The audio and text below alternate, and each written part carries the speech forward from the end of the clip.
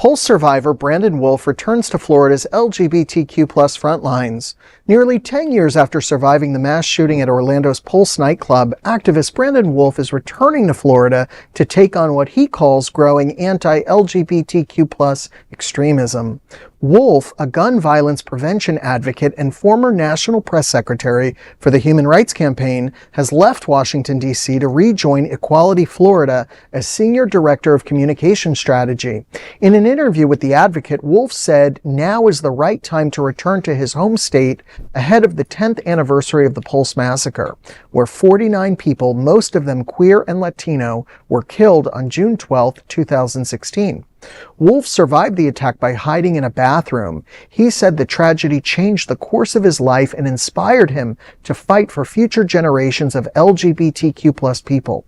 He said, quote, "If we're going to beat the Donald Trumps of the world, the right-wing zealots of the world, we're going to have to beat them at ground zero," end quote. Wolf also delivered a pointed message to Ron DeSantis, quote, "We're still in Florida. We're still here. We're still queer. It's still our state too. I hope he goes to bed every night knowing that he failed at his attempts to erase LGBTQ Floridians," end quote. Wolf said Equality Florida will continue advocating for queer rights alongside reproductive, immigration, and voting rights efforts, adding that there cannot be a free Florida if some people are not free. Well, I just want to go back to what he said here, because he said, I hope Ron DeSantis goes to bed every night knowing that he failed. I don't think Ron DeSantis is going to bed thinking anything, because I don't think he's got much going on up there. Yeah. Just saying. Talk amongst yourselves. Well, he's certainly not. He's not a dumb man. He's not really thinking about us so much, other than how he can benefit from demonizing us and making money from us and whatever. He's a loathsome person.